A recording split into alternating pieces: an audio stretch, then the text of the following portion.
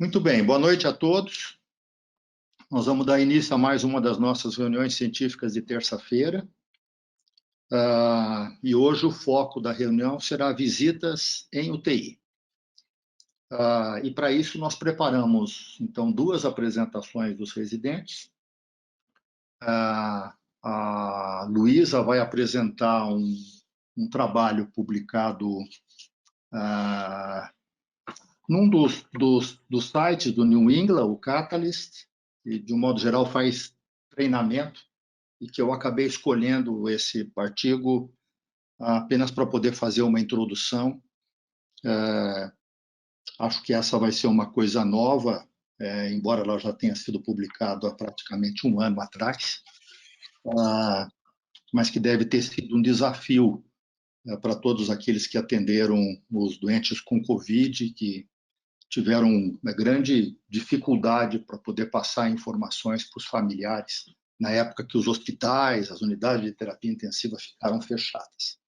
E, de alguma forma, demonstra, nessa publicação, algumas demandas que as unidades de terapia intensiva precisam fazer e que são também demandas dos familiares, né? E a Luísa vai mostrar como é que se pode, eventualmente, utilizar alguns elementos intermediários nessas informações entre aquilo que acontece dentro da unidade de terapia intensiva e aquilo que é de demanda dos familiares. E depois, a Gabriela vai apresentar para nós um trabalho que foi publicado pelo grupo do Regis, agora recentemente, na Critical Care Medicine, mostrando a utilidade de nós ampliarmos o tempo de visita dentro das UTIs. Muitas UTIs já fazem isso, algumas até com período de 24 horas de visita, mas qual é a base científica que a gente tem para isso está sendo cada vez mais desenvolvida e demonstrada agora, né? Então, eventualmente, flexibilizar o tempo de visita dos pacientes, isso pode trazer benefício para os familiares e para os doentes também, para o corpo clínico, para a equipe que está atendendo o doente. Tudo isso precisa ser entendido, de que forma isso pode causar benefícios, os impactos que isso pode trazer e, eventualmente, a gente minimizar os impactos ruins e maximizar os impactos bons de que atitudes dessa podem trazer em diferentes unidades de terapia intensiva, e a gente quer aprender isso. De um modo geral, eu deixo para fazer a apresentação do nosso convidado especial lá para o final, mas como o Dr. Regis teve a gentileza de poder entrar agora e de poder participar dessa discussão também com os residentes, eu já vou apresentá-lo. O Dr. Regis é médico intensivista da MIB, ele foi graduado pela Universidade Federal do Rio Grande do Sul, uma das principais universidades federais do país, um dos principais centros de formação de intensivistas, muito mais antigo do que formava intensivistas muito antes da especialidade de medicina intensiva. O Hospital das Clínicas de Porto Alegre sempre esteve na vanguarda dessa formação, e acho que o Regis, de alguma forma, é fruto disso. Fez doutorado, fez pós-doutorado, e hoje ele é um dos pesquisadores principais do BRICNet, né? Nós já tivemos aqui alguns dos componentes da BRICNet, mas o Regis é um dos principais deles, faz parte do comitê executivo da BRICNet, sempre fez parte desses grandes trabalhos que a BRICNet tem publicado recentemente, que tem feito história na medicina intensiva brasileira e mundial, como vários que a gente já discutiu aqui. Ele também é pesquisador do PROAD e envolvido principalmente com esses aspectos de visita dentro da unidade de terapia intensiva, os aspectos organizacionais, o impacto que isso pode trazer principalmente para os doentes pós-Covid. Já publicou um livro que hoje é referência para aqueles que querem abrir ambulatórios e avaliar os doentes pós-unidade de terapia intensiva.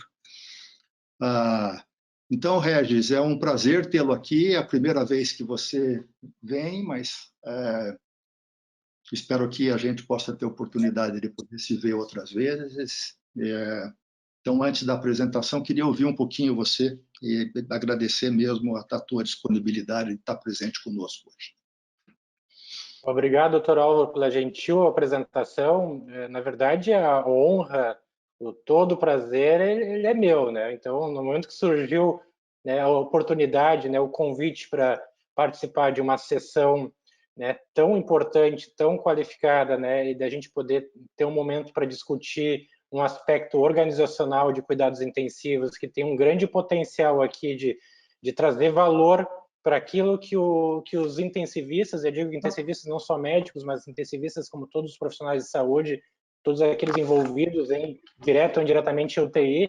Então, eu aceitei de bate-pronto. Acho que não demorou 2 segundos para eu responder, porque é um assunto muito importante e a gente tem que ter esses espaços para discutir. E fica aqui, na verdade, meus parabéns aqui ao grupo de vocês por estarem discutindo um tópico aí de muita relevância e que por muito tempo aí ficou negligenciado aí nos nossos cuidados intensivos e que pode impactar tanto o desfecho como tecnologias duras aí, como, por exemplo, botar um paciente numa circulação extracorpórea. Então, eu acho que discutir isso aqui representa a evolução dos cuidados intensivos, né? A gente está passando numa fase em que a gente conseguiu reduzir mortalidade, né, na fase aguda da doença crítica, e agora a gente está pensando também no impacto do entorno, no impacto também no médio e longo prazo, não só para os nossos sobreviventes, mas como para os seus familiares, e também na qualificação do cuidado para as pessoas cada vez se sentirem melhores, né, no nosso atendimento de cuidado intensivo. Então, é um grande prazer para mim estar aqui discutindo aí hoje artigos. Eu vou dizer que eu acho que é a maior sessão, acho que nem em congresso eu participei de uma sessão tão longa, assim, discutindo 2 artigos sobre visitação e UTI, então eu me sinto extremamente feliz aí por essa oportunidade. Obrigado a todos. Obrigado novamente, Regis. Desculpa, na semana passada eu fiz um convite para você para participar na semana passada, mas havia sido confusão minha e logo que eu corrigi, você aceitou os 2. Então, desculpa publicamente aqui da minha confusão de ter feito durante 1 ou 2 dias, a gente ter marcado uma reunião para o dia errado. Mas você, com toda a tua gentileza, conseguiu ainda depois reagendar para essa terça-feira.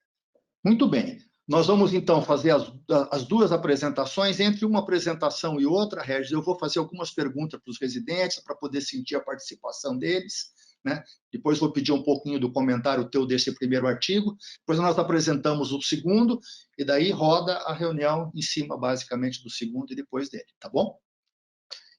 Luísa, você já está com os teus slides? Já, doutor. Então vai. Estamos com você. Então, boa noite. Meu nome é Luísa Andriolo, eu sou residente do 2º ano do Programa de Especialização de Terapia Intensiva do CEPET. E a gente vai falar um pouquinho hoje sobre esse artigo que foi publicado no New England em setembro de 2020. E ele, né, uma tradução um pouco mais literal, né, os mediadores, os facilitadores de envolvimento familiar, um novo programa para facilitar o cuidado centrado na família, na unidade de terapia intensiva, durante a pandemia de Covid-19. Então, os autores, a gente tem a Stephanie Parks, que ela é formada na Universidade do Sul da Flórida, ela trabalha no Atrium Health, na Carolina do Norte, e ela é responsável por a parte da terapia de cuidados paliativos também lá. E os outros autores são todos acadêmicos de medicina de uma universidade lá da Carolina do Norte também. Então, o artigo começa falando em relação ao cuidado centrado na família, né? Eles consideram, né, o cuidado centrado na família a melhor prática para pacientes em unidade de terapia intensiva. O que é o cuidado centrado na família, né? Ele reconhece a família como parte fundamental do cuidado, com o objetivo de participação no planejamento das ações em saúde. Então, ele leva tanto em consideração a família, em consideração o paciente e em consideração a equipe multidisciplinar. Devido à restrição, né, da visita familiar durante a pandemia de Covid-19, eles acabaram organizando, né, um grupo de pessoas para avaliar da melhor forma com que a gente conseguiria fazer esse cuidado centrado na família. Eles até comentam que, devido à proibição, né, à restrição das visitas presenciais, né, a comunicação ela ficou mais complexa e mais fragmentada. A gente acabou perdendo um pouco do vínculo com a família, diminuindo um pouco as nossas relações, justamente por não conseguir ter o contato pessoal, né, e às vezes ligações por telefone, chamadas por vídeo, de outras formas que às vezes acabam trazendo a informação um pouco mais impessoal, deixando um pouco mais distante a relação. Então, a Atrium Health acabou criando esse programa de facilitadores, eles falam de navegadores, mas achei que a palavra facilitadores, mediadores, ficaria um pouco mais bem colocada, né, na tradução no português, para o envolvimento familiar. Então, o que eles fizeram? Pegaram 70 pacientes de unidade de terapia intensiva, acompanharam por 12 semanas, de maio a julho de 2020. Então, para promover os cuidados centrados na família. Então, quem eram esses facilitadores de envolvimento, né? E qual a função deles? Então, eram estudantes de medicina, a maioria deles do terceiro e do quarto período, de uma universidade da Carolina do Norte. Então, eles tiveram 4 horas de treinamento em cuidados intensivos, suporte respiratório e a escuta em suporte empático. Até porque todos esses acadêmicos, mesmo sendo de medicina, eles estavam nos primeiros períodos, né? Nós no início, na verdade, terceiro e quarto ano, então tinha algumas coisas da parte de manejo de paciente crítico, né? Da parte da empatia, né? Da relação médico-paciente, que às vezes eles não tinham ainda, então eles tiveram um treinamento, foi de 4 horas, né? E o médico que acabou ensinando eles, passando essas informações, ficava disponível para eles 24 horas por dia, caso eles tivessem alguma dúvida em relação a isso. Então, cada navegador, cada mediador, né, cada facilitador, ele tinha que atender 3 necessidades básicas. Então, ele tinha que atender, então, a facilidade, né, da comunicação entre a equipe e de atendimento e o paciente, né, e a família, desculpa, promover a humanização do paciente e dar o suporte emocional para a família. Então, eram esses 3 pilares. Os facilitadores, eles ajudaram a superar quaisquer barreiras para acessar as plataformas de comunicação.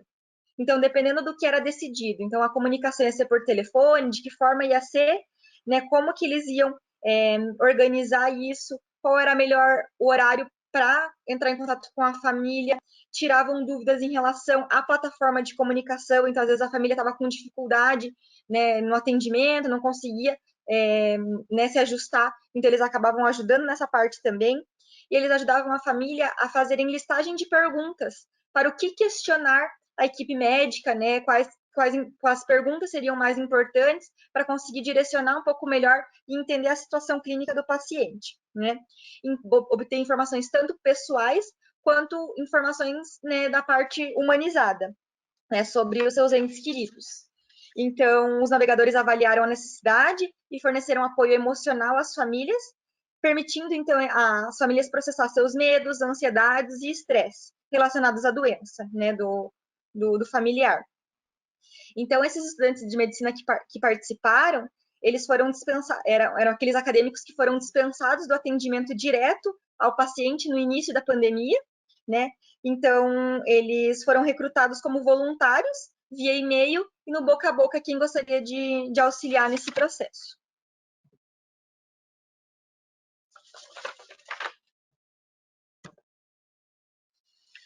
Então, a gente tinha a admissão do paciente na unidade de terapia intensiva, tinha a primeira, né, conexão, a primeira ligação entre esses mediadores e a família, assim como os mediadores com a equipe médica, né? Eles faziam um check-up, né, diário de como estava a situação do paciente, como estava a parte de humanização, falavam tanto com a equipe clínica quanto com a família, de formas separadas, não era no mesmo momento, mas para tentar integrar quanto mais a família ao cuidado do paciente crítico. Então, eles fizeram algumas intervenções, né, baseadas naquela parte que eles estavam objetivando, então, dar o suporte emocional, facilitar a comunicação e auxiliar na humanização, né? Então, tinha uma ligação introdutória, né, para estabelecer, um relacionamento, para explicar as intervenções, como ia ser feito o tratamento, como ia ser feito as ligações, né, ou a forma de comunicação que seria melhor para a família, qual horário que era melhor para eles. E isso era a organização em relação aos os facilitadores da comunicação e a família, não entre a equipe médica e a família, né? Então eles eram mediadores mesmo, né, entre as duas situações, mas de forma alguma eles substituíam ou excluíam a equipe médica. A equipe médica, outro momento, passava as informações, e os facilitadores, eles eram mais para esse suporte emocional mesmo, para desfazer se tivesse algum mal entendido, alguma coisa que não ficou claro, para deixar isso tudo muito mais fácil para a família compreender, mas eles não passavam informações sobre o boletim, né, do paciente, como o paciente estava, por mais que muitas vezes as famílias questionavam isso, mas essa não era a função deles. Eles estavam inteirados do prontuário, sabiam o que estava acontecendo com os pacientes diariamente, mas eles não passavam essas informações. Eles estavam ali mais para ajudar no suporte emocional. Então, eles faziam contato diário, eles iam construindo um relacionamento baseado aí na verdade, né? Sempre avaliavam em relação à parte tecnológica, os recursos necessários para promover a humanização, assegurarem à família que a personalidade do paciente era valorizada, então muito mais a parte de humanização, né? Obter informações da parte de humanização também da equipe clínica, né, ajudar a família a lembrar algumas questões que seriam importantes de questionar, para direcionar um pouco mais a forma atual que o paciente estava, dar o suporte emocional após, né, as ligações, as comunicações, as reuniões com a família. Então, era mais ou menos isso a função dos mediadores. E aí, baseado nisso, eles, né, concluindo o estudo depois de 2 meses, eles acabaram criando 7 princípios a serem considerados na implementação de um modelo Family Engagement Navigator, que daí seria, né, do programa, quando a visitação é restrita, então no caso de uma pandemia, né? Então eles acabam citando que apoiar as necessidades emocionais e de comunicação consomem bastante tempo. Então eles, né, os mediadores, eles acabavam auxiliando nesse apoio emocional, né? E eles viram que isso realmente demandava bastante tempo, né? Eles acabavam fazendo ligações de mais ou menos 25 minutos, uma vez por dia, mas até eles entenderem a situação do paciente, conhecerem a família, organizar todo esse fluxo, eles demoravam, né, demandavam 1 ou 2 horas por dia por paciente, né? E eles acabavam auxiliando na quebra das barreiras na comunicação com as equipes da UTI. Às vezes, né, o médico falava em alguns termos que a família não compreendia e talvez tinha vergonha de perguntar por ser médico, e aí esses facilitadores acabavam auxiliando nisso, tiravam algumas dúvidas que ficaram, às vezes, né, que não foram sanadas, e auxiliavam na quebra de barreiras, né, dessa comunicação. Melhorar, mas não substituir a comunicação com a equipe de atendimento. Então, foi como eu comentei antes.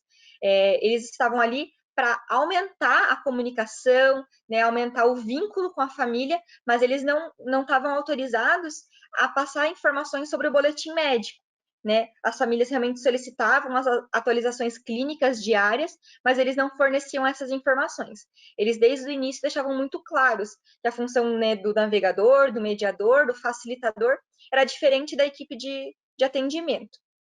E eles sempre auxiliavam a família a fazer um diário de perguntas, né, para sanar as dúvidas que eles eventualmente teriam quando fossem conversar com a equipe assistente. Então, o treinamento inicial dos facilitadores, né?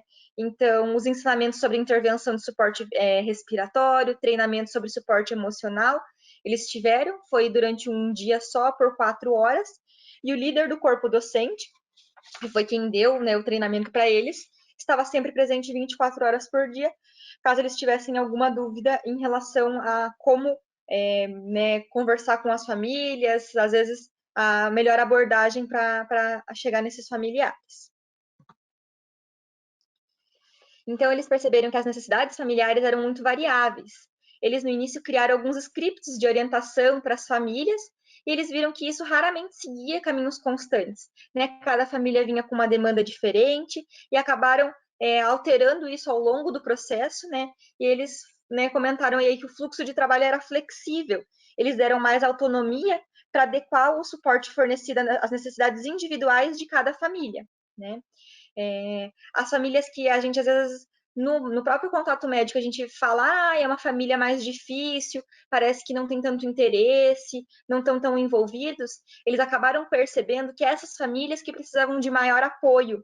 Normalmente eram essas famílias que, às vezes, tinham horários de trabalho inflexíveis, por isso eles não conseguiam fazer muitos questionamentos, era aqueles familiares que às vezes a gente liga em questão de 1 minuto, eles já não querem, não, tá bom, tá tudo bem, tem alguma dúvida? Não, não tem nada, e já desligam, porque às vezes eles estavam em horário de trabalho e não conseguiam ajustar isso, né? Eles estavam sobrecarregados, né, com as responsabilidades em ter que, né, em alguns momentos, decidir o que ia ser feito, né, com o familiar, né, em conjunto com a equipe médica, e também em relação ao sofrimento emocional extremo.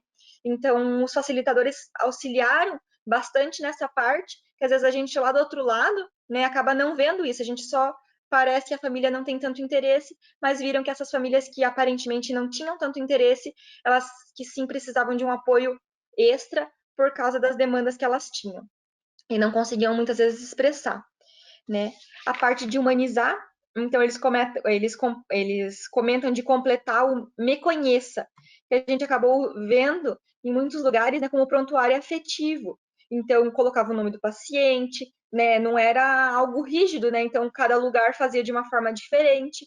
Então religião, que a pessoa gostava, tipo de comida favorita, para criar um pouco mais de relação entre o paciente, que às vezes a gente não chegou a ver o paciente acordado, né? Conversar com o paciente, a gente vê o paciente já entubado, então às vezes a gente acaba se afastando um pouco, não tem tanta relação com o paciente. Dessa forma a gente conseguia criar um pouco mais de vínculo, né? E essa experiência de humanizar, esse prontuário afetivo, foi uma experiência incrivelmente significativa para as famílias e uma base para os médicos. De toda a parte, né, dos navegadores, né, desse auxílio do cuidado centrado na família, foi uma das coisas que as famílias mais gostavam, era de ver a parte de humanização, de ver que o ente querido, que a personalidade desse ente querido era valorizada e que isso era importante, que a gente levava em consideração isso, ele não era só mais um, né, como a gente vê em muitos lugares que falam, né, o paciente é o amor de alguém, né, então isso acabava sensibilizando bastante a família e foi a parte que eles mais elogiaram de todo o programa. E eles comentavam também em relação, né, comentaram também para finalizar, né, os benefícios para a família, né, em relação a esse cuidado, ao paciente, aos médicos e aos próprios mediadores. E aí tinha algumas frases, né, que eles acabaram colocando no final, que era a parte das famílias falando, né, que eles se sentiam conectados, embora não pudessem estar juntos. Alguns, né, comentaram que era a primeira vez que alguém ligou para saber como eles estavam, né, a parte emocional, porque às vezes a gente pergunta, tudo bem, mas é uma forma mais educada, né, a gente não está querendo a fundo saber como é que está aquela pessoa em alguns momentos, porque às vezes a rotina está corrida, então ter alguém para isso, para auxiliar nessa parte, foi fundamental para as famílias. Então, basicamente, é isso em relação ao trabalho. Eu achei bem interessante. No primeiro momento, eu né, fiquei um pouco na dúvida se seria algo interessante, né, na primeira leitura do título, mas lendo o artigo eu gostei bastante, eu achei legal. E a gente, de alguma forma, não como no artigo, mas a gente acaba trazendo isso, né, no nosso dia a dia, depois de um tempo de pandemia, né? Eu lembro que no início da pandemia eu estava na Santa Casa e a gente não sabia exatamente como fazer essa comunicação, se poderia ser por telefone, se a gente ia fazer videochamada, como é que a gente ia fazer, as famílias iam esperar lá na recepção. Então isso, né, acabou evoluindo ao longo desse 1 ano, né, desde que, né, que tem o estudo, na verdade, né, que foi de setembro de 2020, quase 1 ano, mas que a gente tem há quase 2 anos a pandemia. Isso foi facilitando e hoje em dia a gente tem um pouquinho mais de facilidade, de comunicação com as famílias, a gente consegue criar um pouco mais de vínculo do que lá no início, né, decorrente de todo esse processo que a gente teve ao longo desse período. A gente foi forçado a aprender novas formas de comunicação com as famílias. É isso. Ótima, foi linda a tua apresentação, Luísa. Acho que você não demonstrou que, por algum período, logo que você recebeu o artigo, você ficou em dúvida, porque você conseguiu rapidamente transformar uma coisa escrita em 7 páginas, de uma coisa muito gostosa de poder ouvir. Você foi buscar referências externas, deixou bem organizada a apresentação, muito legal. Acho que queria ouvir um pouquinho a experiência de vocês durante esse período, porque em alguns momentos nós não tivemos, alguns momentos não, em algumas unidades de terapia intensiva, na maior parte das vezes, nós não tivemos facilitadores, né? As comunicações foram truncadas muito frequentemente, principalmente no começo, tinham que ser feitas diretamente com a equipe médica. Em alguns hospitais a gente tem o pessoal da psicologia, que nos facilita enormemente, né? De alguma forma faz um pouco esse papel intermediário, mas a presença do médico, obviamente, ela é fundamental. João, tudo bem? Quero te ouvir um pouco da tua experiência durante esse período e o que você achou da apresentação. Oi, doutor, está me ouvindo? Estou te ouvindo, pode falar. Beleza. Então, muito bom o artigo que a Luísa apresentou. E, poxa, ela falando no começo da pandemia, realmente não tem como se lembrar de várias coisas que a gente acabou tendo que passar. Vendo em retrospecto, assim, eu acho que tem algumas coisas que fazem muita diferença. A principal delas, sem sombra de dúvida, é ter o paciente do nosso lado, vendo com quem ele está ali, né, na terapia intensiva, quem que é o familiar dele, qual que é a situação que está acontecendo. Isso ajuda muito a materializar realmente e fica muito mais fácil, eu acho, pelo menos, a gente acolher o familiar. Muitas vezes é através do olhar que a gente percebe certas coisas, né? Às vezes realmente é por telefone, a gente pergunta, não tem nada de dúvida, como é que tá?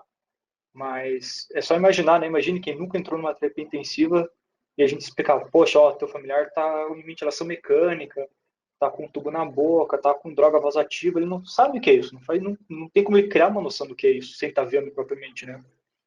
Uhum. E um outro ponto, eu acho que muito importante, que achou, né, que os acadêmicos ali, os estudantes fizeram esse papel, é o que eu vejo às vezes no trabalhador, que a gente tem uma equipe de psicologia muito forte na Santa Casa, a gente tem uma equipe de psicologia muito forte.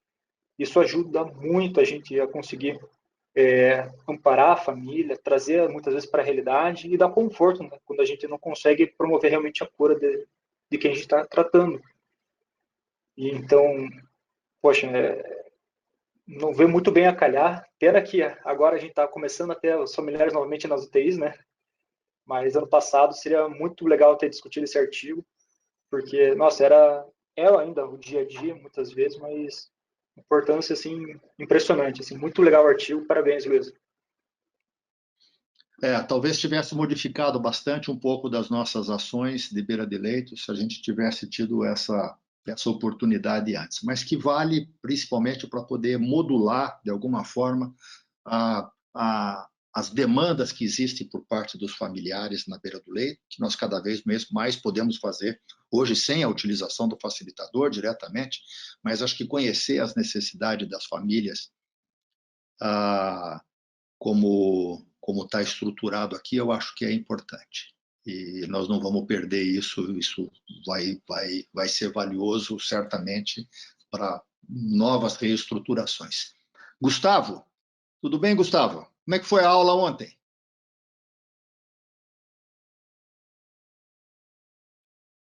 Opa, doutor, boa noite, tudo bem? Tudo bem. Diz que foi um sucesso a aula, Foi parabéns. muito legal, teve uma participação muito show de bola dos acadêmicos. Teve uma participação bem legal, uma turma bem disposta a querer aprender. Foi legal. O que você achou da aula? Em relação ao artigo, doutor Regis, primeiramente,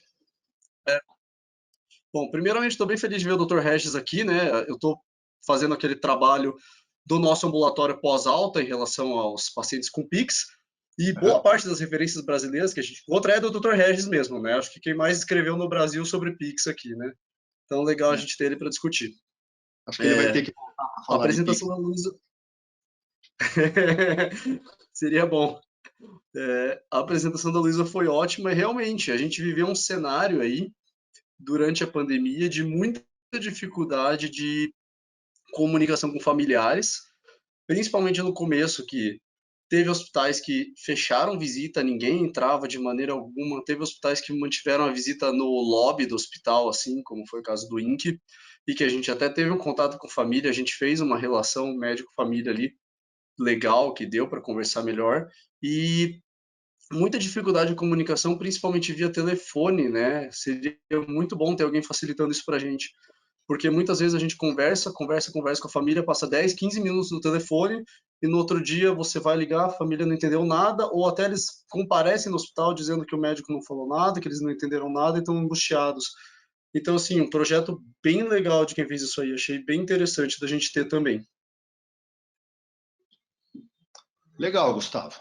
Alguém quer fazer algum comentário a respeito dessa apresentação? Acho que, Regis, você pode fazer algum comentário, por favor? Obrigado novamente. Primeiramente, parabéns para a Luísa, assim, uma apresentação de altíssimo nível, né? Eu gostaria de elogiar também a escolha do artigo. Eu gosto muito das publicações do Catalyst, porque eles dão uma visão muito mais de implementação, de inovação, e foge um pouco daquelas publicações convencionais científicas que a gente está acostumado, e eles trazem alguns insights interessantes para a gente aplicar na prática, né? Essa ferramenta do navegador, né, e tem algumas especialidades que usam, né, e até mesmo o termo em português como navegador, né, que usam muito essa ferramenta. Assim, na oncologia se usa muito, né, a figura do enfermeiro navegador, por exemplo, né, que é para poder dar esse suporte, principalmente de comunicação, esse suporte emocional, né, esse suporte também de humanização, né, para os pacientes oncológicos e seus familiares, né. Isso tem talvez uma condição, uma situação clínica que talvez que a gente tenha, né, uma semelhança muito grande com o paciente oncológico, de um burden muito grande de saúde mental, né, tanto dos pacientes familiares, dessas barreiras de comunicação por características que são inerentes ao formato que a gente presta nosso cuidado, são os cuidados intensivos, né? Eu gosto bastante dessa ferramenta. Tem uma publicação pré-pandemia, vou botar ali no chat até, né, um artigo que é liberado do New England Journal of Medicine, do Douglas White, que é lá de Pittsburgh, né, que é uma das principais pessoas que publica nesse binômio aí, paciente-família em UTI. São muito legais as publicações dele. E esse trial do New England, ele mostrou que a implementação de um programa com navegadores, nesse caso eram enfermeiros navegadores, para dar suporte aos familiares, com esses mesmos princípios, né, suporte de comunicação, suporte emocional, né, e também suporte de humanização, sem interferir, claro, nos processos de inclusão no processo de tomada de decisão, que isso era a cargo da equipe assistencial, né, mas facilitadores, bem como a Luísa comentou, né, para esses processos de comunicação. Isso melhorou, claro, a percepção de comunicação, de qualidade de comunicação. Isso foi feito uma escala específica para avaliar isso, e também melhorou a percepção desses familiares de centricidade de cuidado no paciente. E bem interessante que isso para cuidados paliativos acaba sendo bastante valioso. Tem muitos estudos também mostrando que esse tipo de acesso à comunicação acaba facilitando a compreensão dos familiares, né, facilitando, né, a inclusão nesse processo de tomada de decisão. E em alguns estudos mostram, inclusive, uma redução de tempo de internação em UTI, né, às custas de uma maior mortalidade dos pacientes. É até curioso, né? Todo mundo ficou preocupado no início, né? Poxa, os pacientes morrem mais quando a gente começa a incluir nesse processo de tomada de decisão, mas na verdade os que morrem são aqueles pacientes que já eram considerados pacientes, né, com quadros, né, irreversíveis, né? Então, o que na verdade que a gente tem é uma redução de tratamento fútil, né? Então, tu acaba tendo uma potencial redução do tempo de internação por esse mecanismo, também outros potenciais, né, mediadores aqui, uma maior compreensão, principalmente naqueles estados de pacientes complexos que dependem de um suporte familiar na enfermaria. Também isso acaba reduzindo também o tempo de internação em UTI para essa maior compreensão, né? Então, tem potencial. Eu gosto muito dessa ferramenta, tem potencial. Muitos estudos estão procurando também encontrar impacto, né, dessa ferramenta na saúde mental, tanto de pacientes como de familiares. né, esse próprio estudo que eu mandei do New England não encontrou, mas, ok, talvez a gente não precise de ter impacto em desfecho duro para adotar uma tecnologia, né? Se eu já tenho essa percepção, né, qualitativa, né, que trouxe a Luísa no estudo dela, e também que eu já tenho algum impacto em outros desfechos, como comunicação, que é a principal necessidade de familiares em UTI, e essa percepção de cuidado centrado nas necessidades e valores do paciente, já é algo, né, a ser valorizado. São desfechos extremamente relevantes, né, que justificam a implementação. Né. Eu, na nossa UTI, nos Palmões de Vento, tenho brigado muito para a gente ter essa questão, né, do navegador. Existe essa discussão, talvez, de impacto econômico, né, e a gente, claro, né, cuidados intensivos é um business dentro da saúde, a gente tem que aprender a lidar com isso, até para poder discutir com todos os nossos players aí desse grande business aí, né, para a gente poder convencer, né, a implementação, os nossos gestores, e até mesmo, né, trazer maiores benefícios para os nossos pacientes e familiares. Então, existe toda essa discussão, né, do quanto que eu tenho que investir, talvez, para manter um navegador na UTI, mas, sem sombra de dúvidas, é uma tecnologia aí que, né, que no meu ponto de vista, aí, já se justifica a implementação, porque pode trazer muitos benefícios, ainda mais num contexto de pandemia, né, como a gente enfrentou. Né. Parabéns novamente, Luísa, grande escolha do artigo e grande apresentação. Muito bem. Você acha que precisa de ser algum profissional em especial isso, ou pode ser um enfermeiro, pode ser um psicólogo? Eu não definiria, talvez, um muito profissional. Mais o papel do que o profissional. Né? Eu acho que sim, é muito mais o papel, desde que sejam pessoas treinadas, né? Porque a gente vai lidar com questões, né, de confidencialidade, a gente tem que ter uma pessoa que tenha muito mais um perfil, acho que muito mais até de personalidade do que de uma posição específica, né? Porque tem que ser uma pessoa, né, agregadora, né? Tem que ser um mediador de conflitos, tem que ser uma pessoa, né, que tenha uma transição muito boa entre a equipe assistencial e os familiares, tem que ter essa questão de treinamento básico, né, de empatia, essa questão de ter uma facilidade de se comunicar, né, com as pessoas e valorizar todos esses desfechos. Então, acho que é muito mais uma questão, talvez, de perfil e também de treinamento né, desse profissional, e eu não vejo a necessidade de ser um enfermeiro, de ser um médico, de ser um psicólogo, mas sim de ter uma pessoa treinada. No Hospital de Clínicas de Porto Alegre, eles fizeram essa questão do navegador atrelado a um processo de comunicação, né, para as famílias de pacientes internados em UTI, e quem fazia isso, né, era junto o psicólogo, junto com o médico. Então, médico também pode fazer isso aí, eu acho que é perfeitamente, né, aceitável, né, apesar de muitas vezes estarmos ocupados atendendo o paciente na fase aguda, mas talvez a gente tenha que ter um tempinho reservado da nossa atividade para essa função que é extremamente importante, né, que é comunicar os pacientes, os familiares, né, promover a inclusão no processo de tomada de decisão, né. A gente tem que compreender que talvez o nosso único cliente não é o paciente, né. Na época que eu me formei, a gente tinha muito essa visão, nosso cliente é o paciente, né, o paciente é acima de tudo, mas a gente tem que entender que talvez os nossos clientes sejam um pouquinho mais amplos, né, e o próprio familiar seja, né, um potencial cliente para nós, e também, né, muitas vezes um potencial paciente que nós podemos fazer ações aí de prevenção e até mesmo, né, de manejo aí de doenças mentais, por exemplo. Né? Eu vou dizer que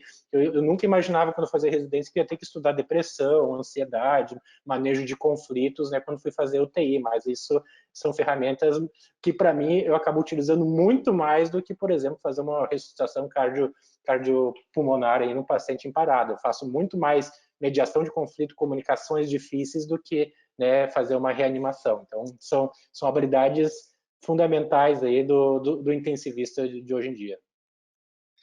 É isso mesmo. Muito bem, acho que tem vários... Oi, Mirela, tudo bem, Mi? Pode falar, claro. Tudo bem. Oi, Regis, tudo bem? Tudo bom, Mirela? Tudo bom. Então, eu vou fazer uma pergunta para você, Regis, assim, para polemizar essa questão do navegador. Inserir uma pessoa, mais uma pessoa na equipe multi com essa função específica, um aumento de custo. Você mesmo mencionou isso, e acho que isso cada vez mais está sendo levado em conta, porque o custo na UTI só aumenta, a internação, hospital, o custo em saúde de maneira geral. Essa é a primeira discussão.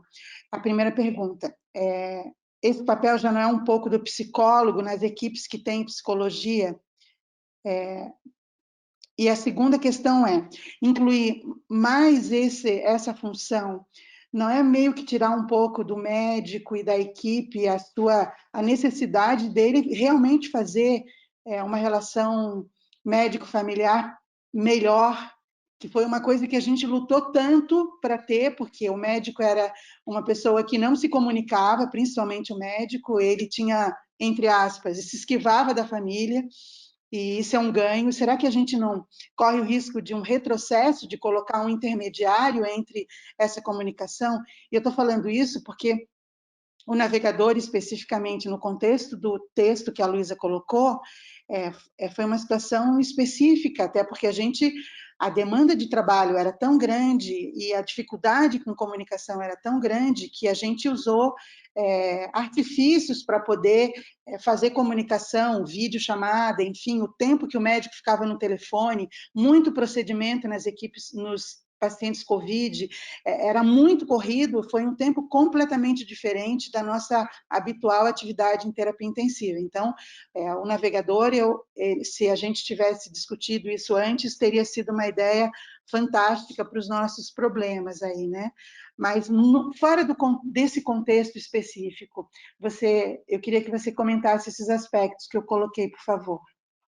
Fantástico, Mirela. Eu também tenho essas mesmas preocupações também. Eu concordo com isso, inclusive nas nossas discussões, né, de implementar ou não, por exemplo, o navegador, né, eu até trouxe para vocês, né, o impacto econômico é algo importante, né? A gente tem que pensar muito, porque o UTI hoje é o local no hospital onde a gente tem o maior investimento nos pacientes, né? Então, ser custo efetivo é extremamente importante, né? Nos dias atuais, né? E esse binômio de custo-efetividade, eu acabo encarando assim no contexto do paciente grave, né, de uma maneira um pouco diferente assim da maioria dos gestores, acabam entrando no embate. Eu acho que em UTI a gente precisa ser efetivo, porque se tu pegar uma análise crua, assim, tu vai ver que aqueles pacientes que a gente investe mais, eles têm os piores desfechos em UTI, tanto em curto como em longo prazo, né? Os pacientes que morrem na UTI, eles, por causa de um viés de sobrevivência, um viés de gravidade, obviamente, né, são os pacientes que a gente investe mais, né, e acaba investindo mais em recursos. E o mesmo vale para os pacientes em longo prazo que sobrevivem. Os que a gente investiu mais nos cuidados intensivos são os que estão mais sequelados, né, muitas vezes com sequelas bastante incapacitantes. Então eu acredito muito que a gente tem que ser efetivo, em primeiro lugar, em UTI. A gente tem que procurar soluções que eu resolva o problema daquele paciente, né, que eu cause um impacto positivo na sua vida, que eu previna, né, um impacto em saúde mental. Por exemplo, se eu tiver alguma intervenção que talvez reduza a incidência de transtorno de ansiedade generalizada, né, ou uma depressão maior em um familiar, ou até mesmo no paciente na UTI, talvez o custo aqui de um navegador seja bastante baixo frente à incidência de um desfecho que é extremamente capacitante. Às vezes eu perco essa pessoa para o mercado de trabalho, eu deixo de ter um cidadão produtivo, que por muitas vezes isso é prolongado, são muitos meses, às vezes de impacto, né? Às vezes quando eu tenho um familiar doente, eu demoro o tempo de reabilitação do paciente, tem estudos mostrando assim, do engajamento, da importância do familiar nesses processos de reabilitação, sem contar com custos adicionais de tratamentos, medicações, eventualmente custos com hospitalizações. Então, primeiro, assim, eu acho que talvez nessa balança de custo, né, efetividade, assim, frente a esses resultados, assim, que a gente tem visto com o navegador, de melhorar os processos de comunicação, melhorar satisfação com cuidado, de ser uma ferramenta com grande potencial de impactar em saúde mental, que a gente, frente às necessidades, talvez a gente não, que esse custo a mais, talvez ele seja, na balança com os benefícios, seja bastante favorável.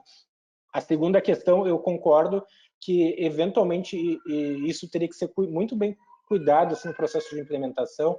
Isso poderia gerar uma certa ociosidade em relação às ações da própria equipe assistencial, né, de envolvimento nesses processos aí junto aos familiares. Mas eu acredito que é uma ferramenta complementar, né, que muitas vezes, né, tu tem uma pessoa com uma habilidade a mais de comunicação que o paciente e seus familiares possam ter como referência, né, para a sua estadia na UTI, que possa ter aquele acompanhamento longitudinal, e essa tecnologia ela pode preencher alguns gaps que são características do nosso cuidado. Por exemplo, muitas UTIs trabalham, né, não com segmento longitudinal da mesma equipe, às vezes a gente tem um segmento transversal dos nossos pacientes, e essa falta de habituidade pode prejudicar, né, os processos de comunicação, de inclusão no processo de tomada de decisão. E eu vejo muito positivo para os pacientes familiares ter uma figura de referência, né,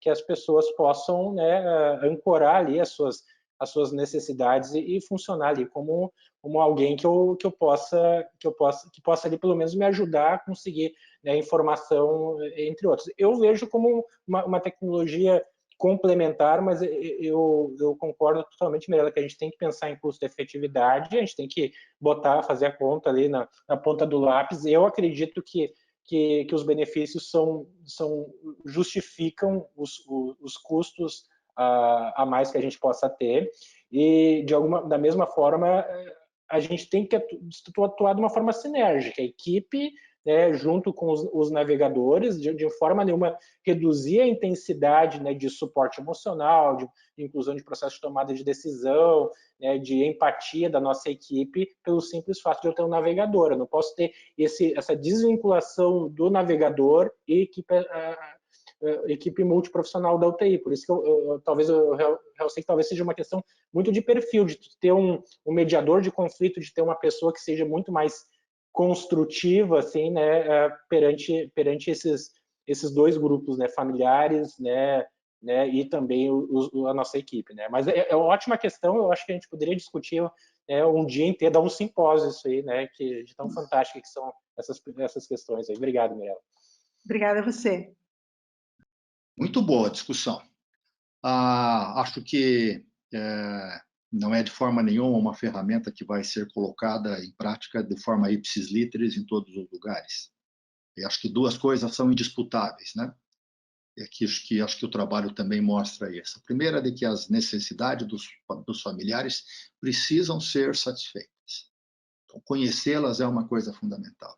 E segundo, que isso não pode ser às custas de forma nenhuma de uma relação médico-paciente que seja cada vez melhor construída. Médico-paciente, médico-familiar, os facilitadores de forma nenhuma substituiriam isso. Eles, na verdade, aumentariam a eficiência desse processo.